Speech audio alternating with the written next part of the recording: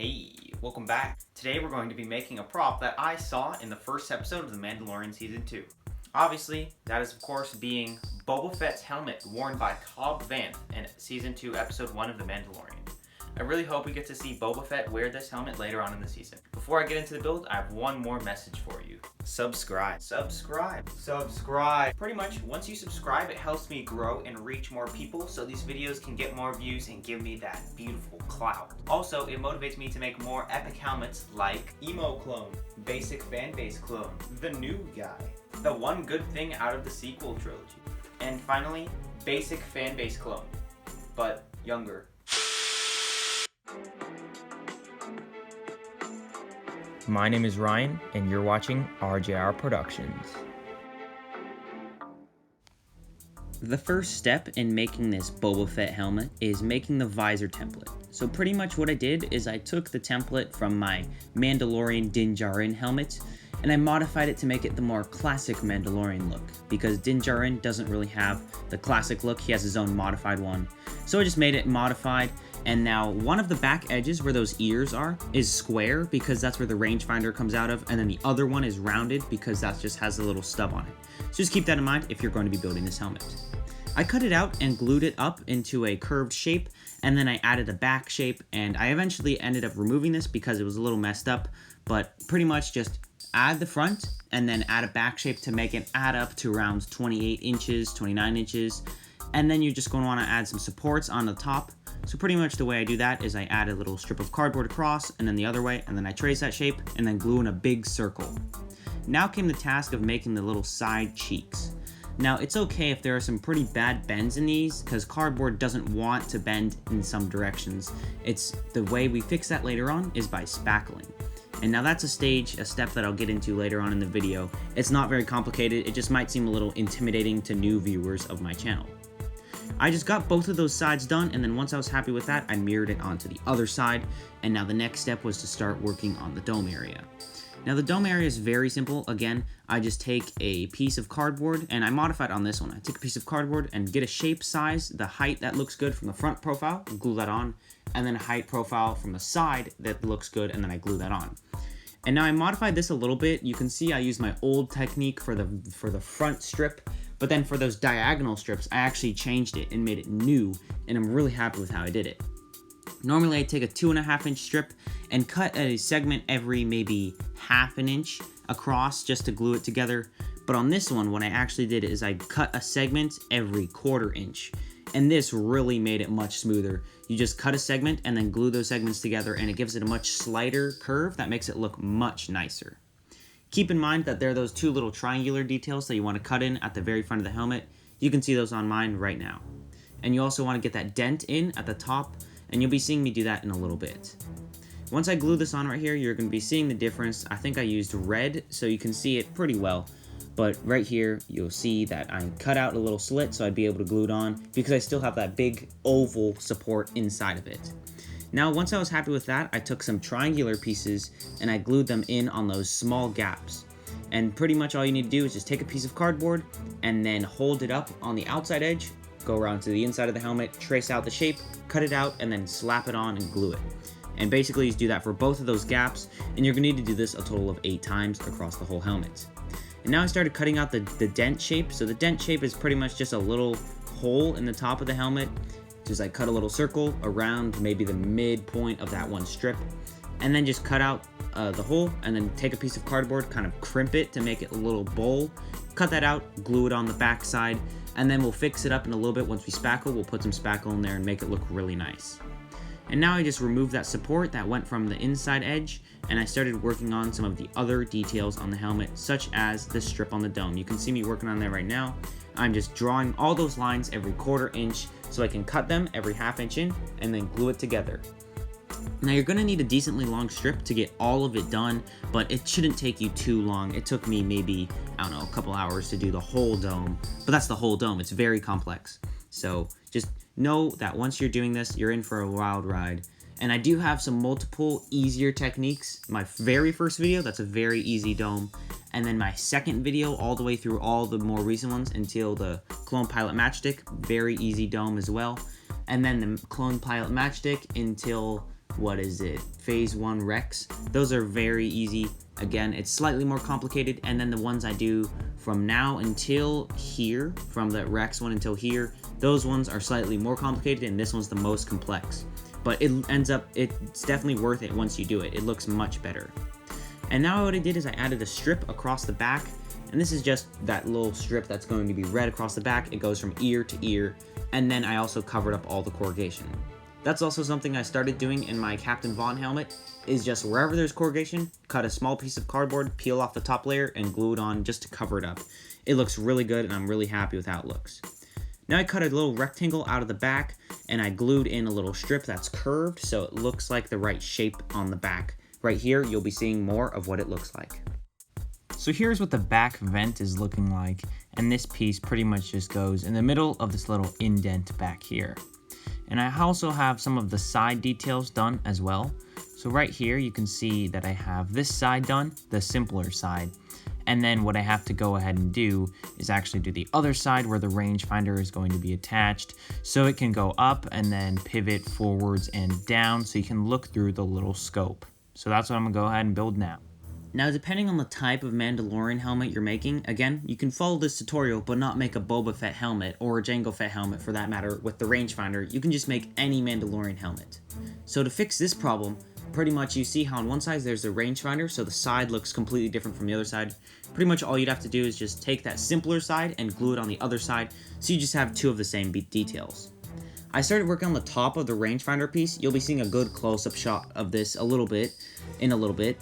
And pretty much all I did was it's kind of like a shape where the top is rounded, and then there's a slit in the middle, and then you fold it in a way to where the slit glues together, and it makes it kind of like curve out, and it looks really good.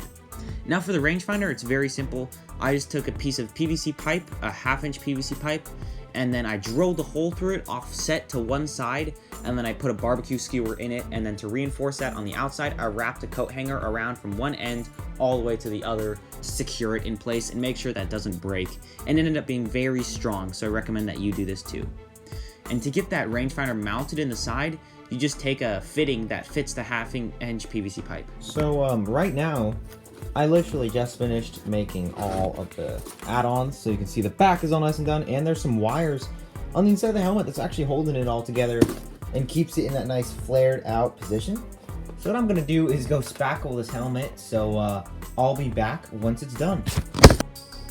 Now for spackling, you don't need any fancy tools. All you need is your spackle, your finger, and a little cup of water. And maybe a putty knife if you're gonna do a second round, but that's not necessary. Pretty much all you do is just get the spackle on your finger and rub it over a certain area, making sure that you don't make it too thick or too thin, because that'll ruin how the final effect looks. And then after you have that, you just dip your finger in some water and smooth it out, and you repeat that process however many times until it's your desired smoothness.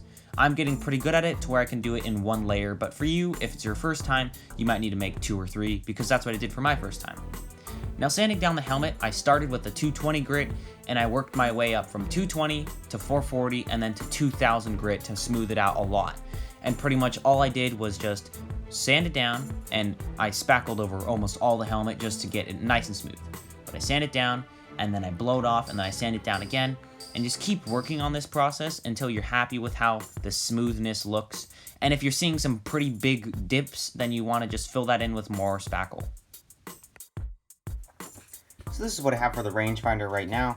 You can see that it's pretty much all completed, and I have this little detail right here that would just fit on top of the rangefinder's head like this. So that's what it would look like, and then once you put it down, you see through this kind of viewport thing. So what I'm gonna go do is, I haven't connected this yet because obviously you wanna make sure that you can paint them in 2 different colors. But I'm gonna go ahead and prime both of these, so make sure to mask off this rotating part where the rangefinder moves. And this is going to be painted black, and then these 2 are going to be painted this silver color. And then we're gonna come back in and hand paint this little bit black right here.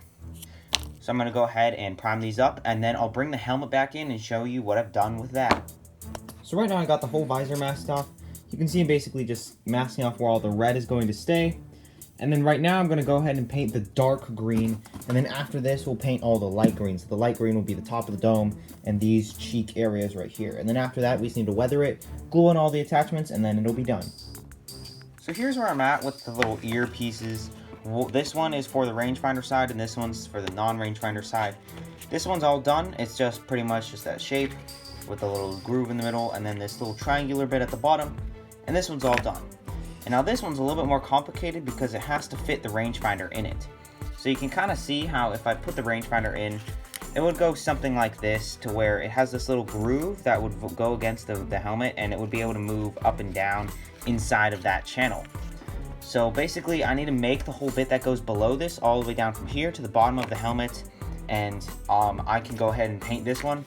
And now originally, and if depending on which one you're going to make, I'm making the one from the Mandalorian. So this is supposed to be green in the episode 5 and episode 6 one, but I'm painting it silver because there's more silver than green on it, so I'm just going to hand paint the green. And same with this one. This is supposed to be gold. I'm going to paint it silver and then hand paint the little gold details to make it look like the paint has worn off. So I'm going to go ahead and paint some of these details, and I'll be back once I have this finished. Now the weathering technique I used on this helmet is loosely based off of the Punished Props video where they weathered their Boba Fett helmet. But pretty much what I did is I took a dark gray paint and I outlined the edges of what would be silver. In this case, on the earpieces, I was doing the opposite. I was outlining the edges of the gold color, but it's pretty much the same effect. Just all over the helmet, I took the gray paint and I outlined the edges, and this is just going to act like, if you look at it, it kind of looks like a primer color, and then the silver will go on top of it. But really what you're trying to create is make it look like that the silver is the base color and then the green is the thing that's chipping on top. So pretty much all I did is right here you can see me mixing up some gray paint, and I just stipple it over all the parts I want to be silver. Right here you can see all those areas, and then I go over it with some silver paint and just leaving like maybe an 1/8 of an inch border so you can still see the gray. And it ends up looking really nice. You can see here, just make sure you do multiple coats on the silver so it doesn't run through. Make sure you get some good reference images, because the weathering I'm doing on this is for the Cobb Vanth style one that he wears in The Mandalorian Season 2, so the helmet's very old and very weathered. But if you're going for an Episode 5 look, then there's not that much weathering on it. Pretty much just go over it with all of the dark grayish, blackish color, and then go over it again with the silver multiple times to get that nice finished look. And then after I finished all the silver, I took some black paint and took my paintbrush and put it in all the grooves and then wiped it off with some paper towels, and that gives it a really nice effect. Here you can see me painting that other side, the one side that's the silver, and it's just a unique one. And it's very simple, just paint it green and then add the weathering effects to it as well. So here's the progress I have on these little side bits. As you can see, they look really good with all the weathering. This is just this paint right here. That's the color it is. It's a bronze yellow.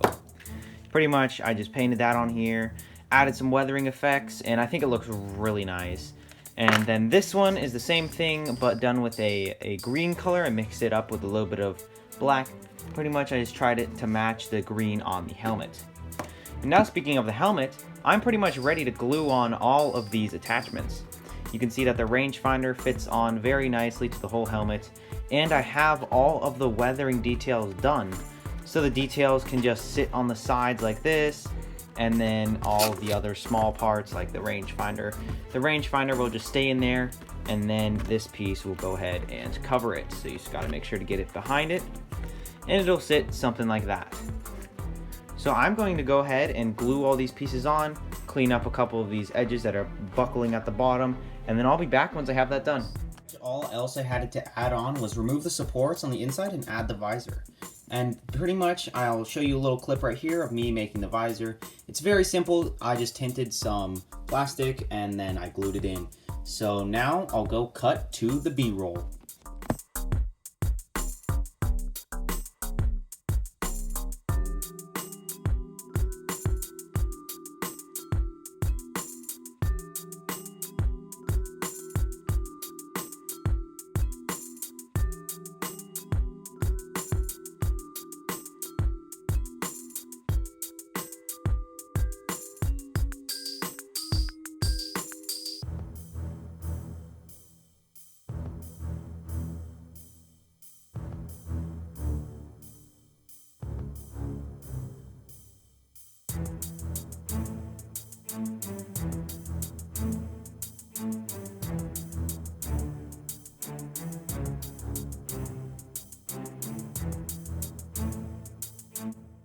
And that concludes me finishing my Boba Fett helmet as seen in the season premiere of Mandalorian Season 2.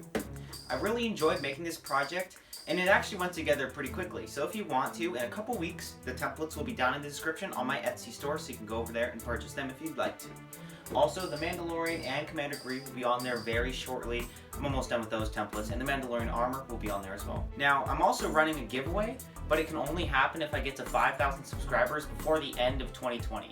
So if you want that to happen, make sure you share this video with all your friends, family, and also you can go ahead and drop a like down there and comment what you want to see me make next. This has been real fun, and I'll see you all in the next one.